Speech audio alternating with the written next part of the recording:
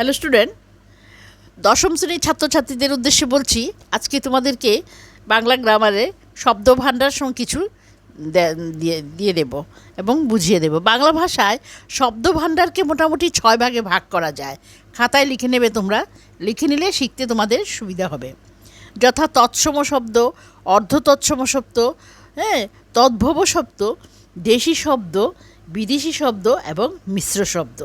তাহলে প্রথমে বলা হয়েছে যে সংজ্ঞাগুলি আমি দিয়ে দিচ্ছি সঙ্গে উদাহরণ সহ, তোমরা খাতায় লিখে শিখে নেবে।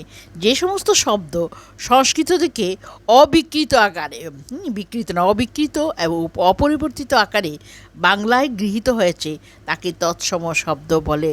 তাহলে তৎসম শব্দ সংজ্ঞাটা কি?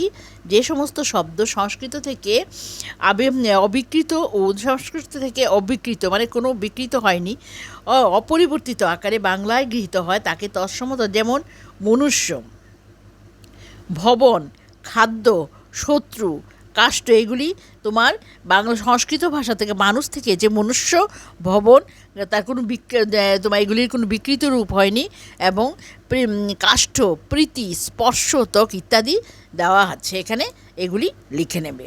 অর্ধতৎসম যে সকল শব্দ বা তৎসম শব্দ বাঙালির মুখে উচ্চারণের ফলে কিঞ্চিত পরিবর্তিত আকারে বাংলা ভাষায় গৃহীত হয়েছে সেগুলিকে অর্ধতৎসম শব্দ বলে।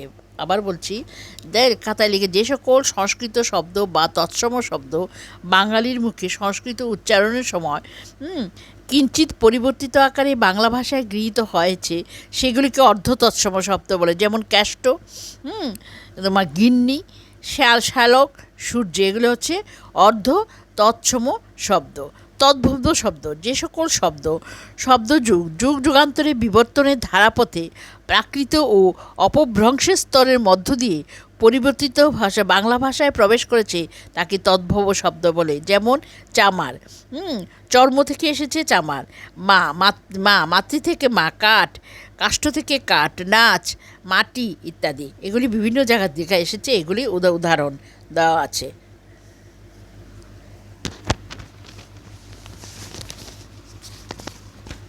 তারপরে হচ্ছে দেশি শব্দ।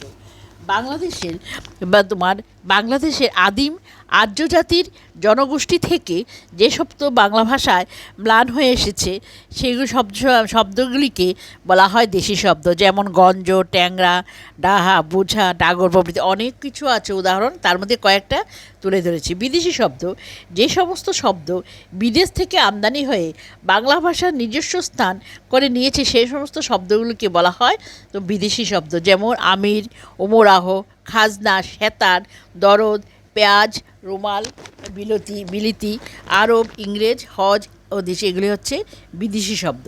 মিশ্র শব্দ হচ্ছে বিভিন্ন ভাষার শব্দ ও প্রত্যয়ের মিশ্রণে বাংলা ভাষায় কতগুলি নতুন শব্দ সৃষ্টি হয়েছে। মিশ্র উৎপাদনের জন্য এদের মিশ্র শব্দ বলা হয়। কোত্থেকে এসেছে? বিভিন্ন ভাষার শব্দ ও প্রত্যয় মিশ্রণে বাংলা ভাষায় কতগুলি নতুন শব্দ সৃষ্টি হয়েছে, এগুলো হয় মিশ্র শব্দ। যেমন হ্যাট মৌলবি, পকেট মার।